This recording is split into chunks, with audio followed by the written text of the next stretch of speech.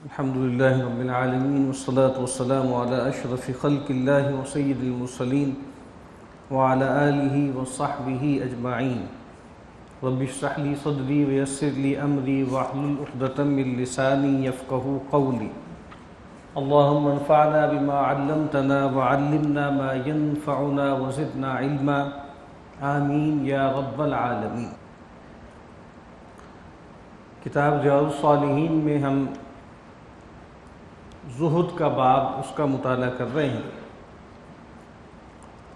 سیدنا جابر رضی اللہ تعالی عنہ روایت کرتے ہیں ان رسول اللہ صلی اللہ علیہ وسلم مر بالسوق والناس کنفتیہ، کہ رسول اللہ صلی اللہ علیہ وسلم بازار سے گزر رہے تھے اور لوگ آپ کے دائیں بائیں تھے.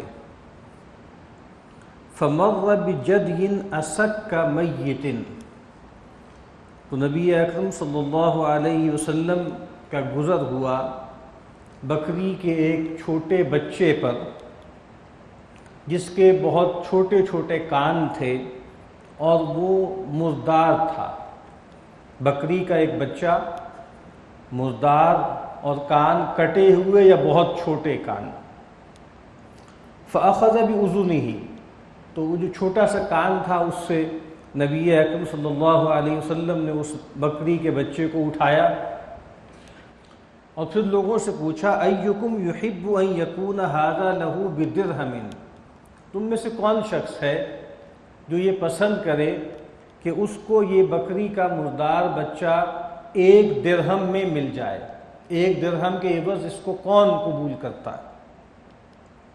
فقالو، جو صحابہ آپ کے دائیں بائیں تھے انہوں نے عرض کیا ما نحب انہ لنا بشیء وما نصنع به. صحابہ نے عرض کی کہ اللہ کے نبی ہم یہ پسند نہیں کرتے کہ کسی بھی چیز کے عوض ہمیں یہ ملے. 1 درہم کیا، 1 درہم سے بہت کم بھی اگر اس کا معاوضہ ہو تو ہم اس کو لینے کو تیار نہیں ہیں. وما نصنع به، ہم اس کا کریں گے کیا؟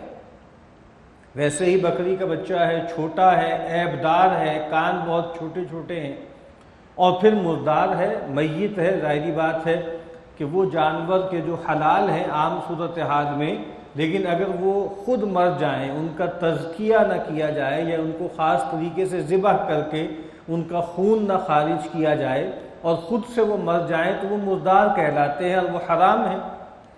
کہا کہ کوئی مصرف ہی نہیں ہے، ہم اس کا کریں گے کیا؟ ثم قال، پھر آپ نے پوچھا اتحبون انہ لکم،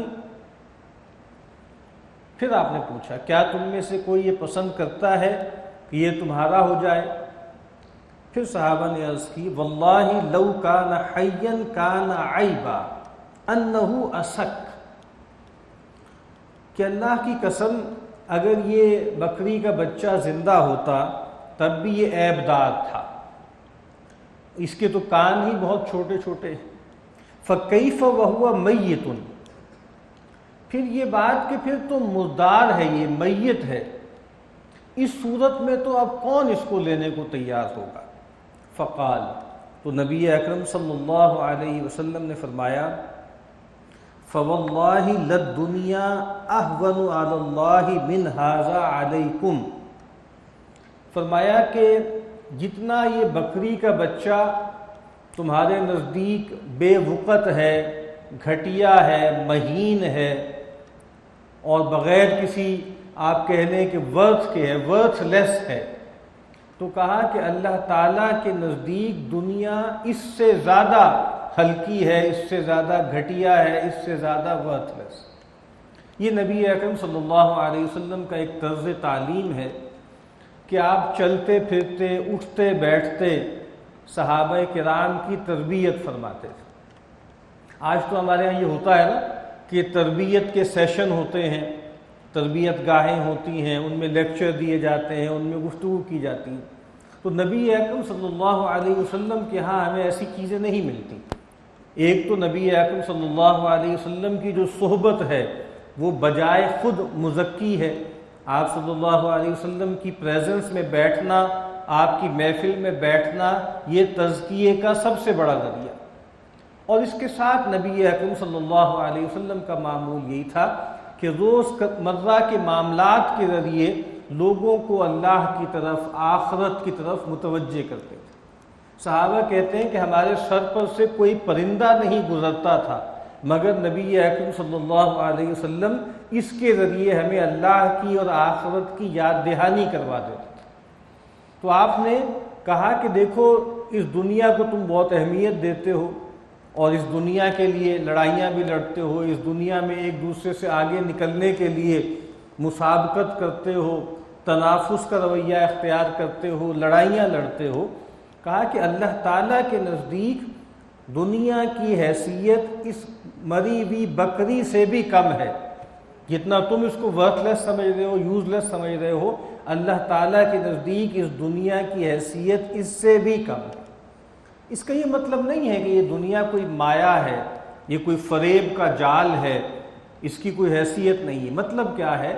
مطلب یہ ہے کہ چونکہ یہ دنیا سب سے بڑی ڈسٹریکٹر ہے اللہ کے حوالے سے، آخرت کے حوالے سے، اس کے اندر وہ کشش ہے، اس کے اندر وہ زیب و زینت ہے جو انسان کو اللہ سے غافل کر دیتی ہے۔ اس حوالے سے فرمایا کہ دیکھو تم اس دنیا کو بہت اہمیت دیتے ہو لیکن اللہ تعالیٰ اس دنیا کو ایسی اہمیت نہیں دیتے۔ اس کی اہمیت یہ تو ہے کہ یہ دارالامتحان ہے، یہاں رہ کر تمہیں وہ امتحان جو ہے اس سے گزرنا ہے جس کی بنیاد پر یا تو ابدی جنت اور راحت ہے یا ہمیشہ کی جہنم اور عذاب۔ تو نبی اکرم صلی اللہ علیہ وسلم نے اس دنیا کی بے وقعتی اس روایت کے ذریعے ہمارے سامنے واضح کر دی۔ سیدنا ابو ذر رضی اللہ تعالی عنہ فرماتے ہیں کہ میں نبی صلی اللہ علیہ وسلم کے ساتھ مدینہ کی جو پتھریلی زمین ہے، حرہ ایک ایسی زمین جس میں جو ہے سیاہ پتھر ہوتے تھے، تو کہا کہ اس پتھریلی زمین پر میں نبی صلی اللہ علیہ وسلم کے ساتھ چل رہا تھا تو ہمارے سامنے احد پہاڑ آیا، چلتے چلتے ایک دم احد پہاڑ آیا، اور احد پہاڑ وہ ہے جس کے بارے میں نبی اکرم صلی اللہ علیہ وسلم نے فرمایا کہ یہ وہ پہاڑ ہے کہ ہم اس سے محبت کرتے ہیں اور یہ ہم سے محبت کرتے ہیں۔ اس سے ایک خاص تعلق تھا نبی اکرم صلی اللہ علیہ وسلم۔ تو سامنے سے احد پہاڑ نظر آیا تو آپ نے سیدنا ابو ذر رضی اللہ تعالی عنہ کو مخاطب کر کے کہا کہ ابا ذر، اے ابو ذر۔ تو سیدنا ابو ذر نے عرض کی لبیک یا رسول اللہ، اے اللہ کے رسول صلی اللہ علیہ وسلم، میں حاضر ہوں، میں خدمت میں مستعد ہوں، جو حکم۔ آپ نے فرمایا ما یسرنی ان عندی مثل احد ھذا ذهبا تمضی علی ثلاثۃ ایام وعندی منہ دینار الا شیء ارصده لدین۔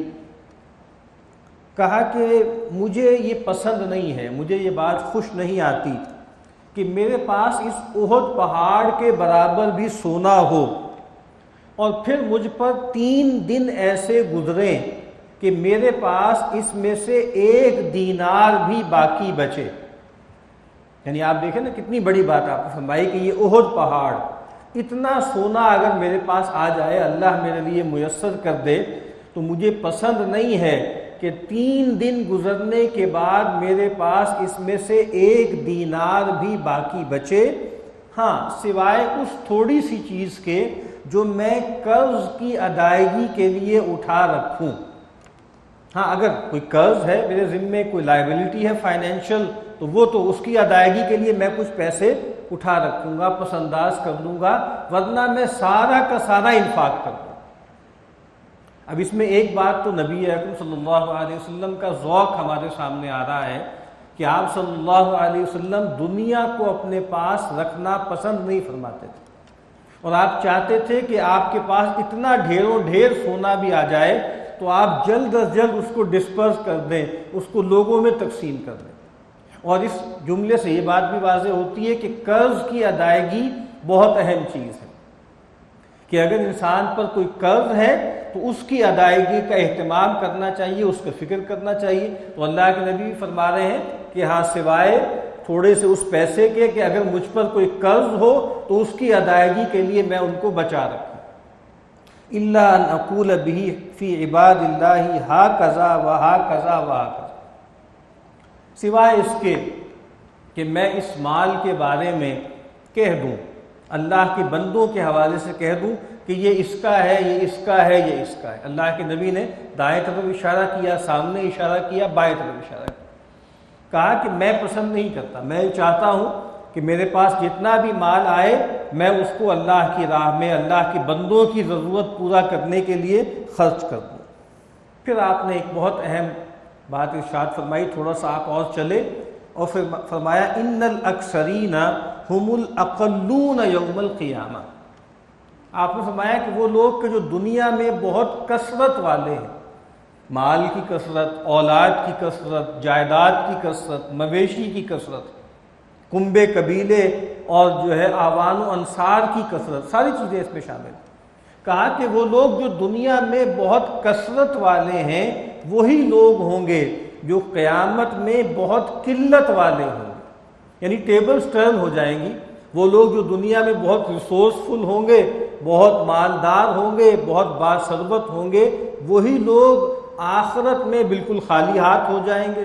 ایسے لوگ ہو جائیں گے کہ ان کے ہاتھ پلے کچھ نہیں ہوگا سوائے الا من قال بالمال ھکذا وھکذا وھکذا، فرمایا سوائے ان لوگوں کے جنہوں نے اپنے مال کے بارے میں کہا کہ یہ اس طرح آپ نے فرمایا، یعنی یہ اس کو دے دو، یہ اس کو دے دو، یہ اس کو دے دو۔ اس میں بھی اللہ کے نبی صلی اللہ علیہ وسلم نے یہ بات فرما دی کہ مال کا زیادہ ہونا، ایک بات تو ہم پر واضح ہونی چاہیے، قرآن مجید کے اس پہ بہت سے دلائل ہیں کہ مال کی قلت یا مال کی کثرت اللہ کی ناراضی اور خوشنودی کی علامت نہیں ہے، آزمائش ہے۔ اور یہ مال انسان کے کام تب آتا ہے جب وہ اس کے ہاتھ سے نکل جاتا ہے۔ تو جو مشہور روایت ہے کہ اللہ کے نبی صلی اللہ علیہ وسلم کے ہاں گھر میں کوئی بکری آئی اور پھر جو ہے اس کو ذبح کیا گیا، اور شام میں جب آپ واپس تشریف لائے تو آپ نے پوچھا کہ بھائی اس بکری میں سے کچھ بچا ہے؟ تو سیدہ نے فرمایا کہ ہاں ایک جو ہے شانے کا گوشت اللہ کے نبی صلی اللہ علیہ وسلم کو پسند تھا، کہ بھائی اور تو جو نہیں بچی، صرف ایک شانہ ہے جو ہم نے آپ کے لیے بچا رکھا ہوا ہے۔ تو نبی اکرم صلی اللہ علیہ وسلم نے فرمایا کہ اصل میں تو وہ ساری بکری بچ گئی ہے سوائے اس شانے کے۔ اصل بچت کیا ہے؟ اصل بچت یہ ہے کہ انسان جو اللہ کے بینک میں جمع کر دے، جو اللہ کے ہاں اس کو آگے بھیج دے۔ تو یہاں بھی آپ نے فرمایا کہ جو بہت مالدار ہوں گے وہ وہاں بہت ہی قلیل مال والے ہو جائیں گے، سوائے ان لوگوں کے جو اپنے مال کو بے تحاشا خرچ کریں، انفاق کریں، لوگوں کی ضرورتوں کے لیے لٹائیں۔ اور پھر آپ نے فرما دیا وَقَلِيلٌ مَا هُمْ، لیکن ایسے لوگ تھوڑے ہی ہوتے ہیں۔ یہ بات بھی ایک حقیقت کہ عام طور پر انفاق وہ لوگ کرتے ہیں کہ جو مڈل کلاس کے ہوتے ہیں، بلکہ لوور مڈل کلاس کے لوگ بھی ہوتے ہیں۔ جیسے جیسے انسان کے اندر امارت بڑھتی جاتی ہے اس کے اندر بخل کا ایلیمنٹ بھی بڑھتا جاتا ہے، اور انسان جو ہے مال کو سینچ کر رکھنے کی طرف مائل ہو جاتا ہے۔ سیدنا مسیح علیہ السلام ان کے جب وہ چلتے تھے نا تو ان کے ساتھ ان کے شاگرد اور کچھ خدام بھی چلتے تھے۔ تو ایک مالدار آدمی متاثر ہوتا تھا سیدنا مسیح سے، تو ایک موقع پر ان کے پاس آیا اور کہا کہ مالک آپ مجھے بھی اپنے ساتھ شامل کر لیں، مجھے بھی اپنے غلاموں میں داخل کر لیں۔ تو سیدنا مسیح نے ان سے کہا کہ اصل میں اگر تم ایسا چاہتے ہو تو جاؤ، اور بہت مالدار آدمی تھا، جاؤ اپنا سارا مال خرچ کر دو، انفاق کر دو، غریبوں کو دے دو اور میرے ساتھ آ کر شامل ہو جاؤ۔ تو وہ شخص جو ہے وہ مایوس ہو کر چلا گیا۔ اس موقع میں سیدنا مسیح علیہ السلام نے فرمایا تھا کہ کوئی مالدار شخص جنت میں داخل نہیں ہو سکتا جب تک کہ اونٹ سوئی کے ناکے میں سے نہ گزر جائے، یعنی بہت کم ایسا ہوتا۔ اور پھر آپ نے اس موقع پر فرمایا تھا کہ نو مین کین سرو ٹو ماسٹرز، کوئی آدمی دو آقاؤں کی خدمت نہیں کر سکتا۔ میمتھ کہلاتا تھا، جو سمجھ لیں کہ دیوتا کہلاتا تھا ان کی مائتھولوجی میں روپے پیسے کا۔ کہا کہ یا تو تم خدا کو پوج لو یا پھر روپے پیسے کو پوج لو، اس کی بندگی کر لو، دونوں جمع نہیں ہو سکتے۔ تو یہاں بھی نبی اکرم صلی اللہ علیہ وسلم فرما رہے ہیں کہ ایسے لوگ تھوڑے ہی ہوتے ہیں جو اپنا مال جو ہے وہ اللہ کے راستے میں لٹاتے ہیں۔ پھر آپ نے فرمایا سیدنا ابو ذر سے کہ اپنی جگہ پر رہو اور یہاں سے ٹلنا نہیں جب تک کہ میں آ نہ جاؤں۔ پھر آپ چلے اور اندھیری رات میں آپ آگے گئے، یہاں تک کہ اندھیرے نے آپ کو ڈھانپ لیا۔ اور ابو ذر کہتے ہیں کہ پھر میں نے کوئی آواز سنی جو ذرا بلند تھی، یعنی مجھے ایسے لگا کہ جیسے کوئی دھماکہ سا ہوا ہے، اور مجھے یہ اندیشہ ہوا، خوف محسوس ہوا کہ کہیں نبی اکرم صلی اللہ علیہ وسلم پر کسی نے کوئی حملہ تو نہیں کر دیا، آپ پر کوئی اقدام تو نہیں ہوا۔ اور میں نے ارادہ کیا کہ میں ان کے پیچھے جاؤں، لیکن پھر مجھے رسول اللہ صلی اللہ علیہ وسلم کی وہ ہدایت یاد آ گئی کہ آپ نے مجھ سے فرمایا تھا کہ دیکھو ابو ذر، اس جگہ سے ٹلنا نہیں، اس جگہ سے ہٹنا نہیں جب تک کہ میں واپس نہ آ جاؤں۔ اور پھر تھوڑی دیر میں نبی اکرم صلی اللہ علیہ وسلم واپس تشریف لے آئے، اور پھر میں نے اللہ کے نبی سے عرض کیا، اللہ کے نبی، میں نے تو بہت ایک خوفناک سی آواز سنی تھی اور جس نے مجھے بہت ڈرا دیا تھا۔ تو آپ نے پوچھا وَهَلْ سَمِعْتَهُ، اچھا ابو ذر تم نے بھی وہ آواز سنی؟ تو کہتے ہیں میں نے عرض کی کہ جی میں نے سنی ہے۔ آپ نے کہا ذَاكَ جِبْرِيلُ أَتَانِي، کہا کہ وہ جبریل تھے جو میرے پاس آئے تھے۔ اب ظاہری بات ہے سیدنا جبریل علیہ السلام کا آنا اور اس میں اس آواز کا پیدا ہونا، نبی اکرم صلی اللہ علیہ وسلم کو تو اللہ تعالیٰ نے وہ صلاحیت دے رکھی تھی کہ ان چیزوں کو سن سکتے تھے، ڈسائفر کر سکتے تھے، لیکن بعض اوقات آپ کے صحابہ کو بھی اللہ تعالیٰ جیسے ہم بطریق کرامت ایسی کچھ چیز دکھا دیتے تھے، سنوا دیتے تھے۔ تو آپ نے کہا کہ اچھا تم نے بھی سنا ہے؟ تو وہ جبریل تھے جو آئے تھے اور انہوں نے آ کے مجھے یہ بشارت دی، من مات من امتک لا یشرک باللہ شیئا، کہ جو شخص بھی آپ کی امت میں سے اس حال میں مرے گا کہ وہ اللہ کے ساتھ کسی کو شریک نہ ٹھہرائے، دخل الجنہ، وہ جنت میں داخل ہو جائے گا۔ فرمایا کہ یہ بشارت دی ہے کہ جو شخص بھی آپ کی امت میں سے اس حال میں مرے کہ وہ شرک نہیں کرے تو وہ جنت میں داخل ہو جائے گا۔ یہ بات قرآن مجید سے بھی اور بہت سی احادیث سے ثابت ہے کہ اگر انسان ایمان رکھتا ہو، چاہے وہ رائی کے ذرے کے برابر کیوں نہ ہو، یہ ایک ایجابی شرط ہے جنت میں داخلے کی، اور ایک سلبی شرط ہے، وہ کیا ہے؟ شرک کا نہ ہونا۔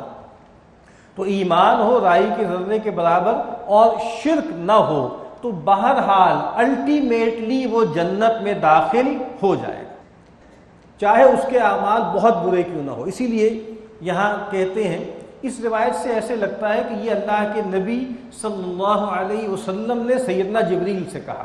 یہ روایت بیان کر رہی ہے، قلتُ، میں نے پوچھا، وَإِن زَنَا وَإِن سَرَقَ، کہ اگر وہ بدکاری کرے اور چوری کرے، تو کہا کہ اگر وہ بدکاری کرے اور چوری کرے، لیکن اس حدیث کے دوسرے ورژن سے یہ بات پتہ لگتی ہے کہ سیدنا جبریل کی بات تو وہاں ختم ہو گئی۔ جب سیدنا جبریل کی یہ بشارت رسول اللہ نے سیدنا ابو ذر کے سامنے رکھی تو انہوں نے یہ اشکال ظاہر کیا، وَإِن زَنَا وَإِن سَرَقَ، چاہے وہ بدکاری کرے چاہے وہ چوری کرے۔ اور یہ میں بات عرض کر چکا ہوں کہ اصل بات کیا ہے، الٹیمیٹلی چلا جائے گا۔ اگر بدکاریاں کی ہیں، چوریاں کی ہیں، حقوق العباد مارے ہیں، سرکشی کی ہے، تو ہو سکتا ہے بہت مدت تک اس کو جہنم میں رکھا جائے، سزا دی جائے، لیکن آخر کار اس کو جنت میں داخل کر دیا جائے گا اگر اس نے شرک نہیں کیا۔ تو اللہ کے نبی صلی اللہ علیہ وسلم سے جب پوچھا گیا کہ بھئی وَإِن زَنَا وَإِن سَرَقَ، آپ نے کہا وَإِن زَنَا وَإِن سَرَقَ، اگرچہ اس نے چوری کی ہو، اگرچہ اس نے بدکاری کی ہو۔ تو سیدنا ابو ذر سے جیسے ہم اپنے محاورے میں کہیں گے کہ یہ بات ہضم نہیں ہو پا رہی، کئی مرتبہ انہوں نے پوچھا وَإِن زَنَا وَإِن سَرَقَ، اور اگرچہ اس نے بدکاری کی ہو، اگرچہ اس نے چوری کی ہو، پھر آپ نے کہا وَإِن زَنَا وَإِن سَرَقَ، اور جب تیسری مرتبہ انہوں نے اپنے اس بات کو دہرایا تو سید اللہ کے نبی نے فرمایا وَإِن زَنَا وَإِن سَرَقَ عَلَى رَغْمِ أَنفِ أَبِي ذَر، چاہے ابو ذر کو یہ بات کتنی ہی ناگوار کیوں نہ ہو۔ جس طرح محاورہ ہے، آپ نے کہا کہ ابو ذر کی ناک چاہے خاک آلود ہو، ہم اردو میں بھی محاورہ بولتے ہیں، بھئی اس آپ کے علی الرغم یہ کام تو ہو کر رہے گا۔ تو کہا کہ بھئی جو بھی تم سوچو، جو بھی تمہارا دھیان ہو، بہرحال بشارت یہی ہے کہ انسان کے گناہ کتنے ہی زیادہ کیوں نہ ہو، اگر وہ شرک نہیں کر رہا تو وہ جنت میں داخل ہو جائے گا۔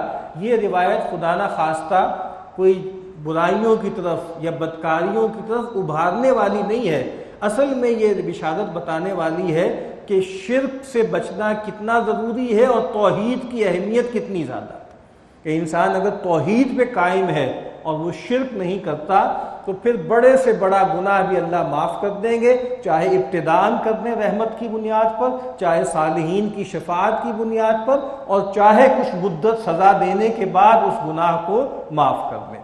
تو بعد اس روایت میں جو زہد کے حوالے سے باب میں آیا ہے اس میں وہی بات ہے کہ نبی اکرم صلی اللہ علیہ وسلم نے اپنی اس خواہش کا اظہار کیا کہ میرے پاس اگر احد پہاڑ کے برابر بھی سونا ہوگا تو میں 3 دن سے زیادہ اس میں سے ایک دھیلا اپنے پاس رکھنے کو جو ہے وہ میں مناسب نہیں سمجھوں گا، اور سب کچھ اللہ کی راہ میں لٹا دوں گا۔ دعا ہے کہ ہمیں نبی اکرم صلی اللہ علیہ وسلم کے فرامین کو سمجھنے، اس پر عمل کرنے کی توفیق عطا فرمائے۔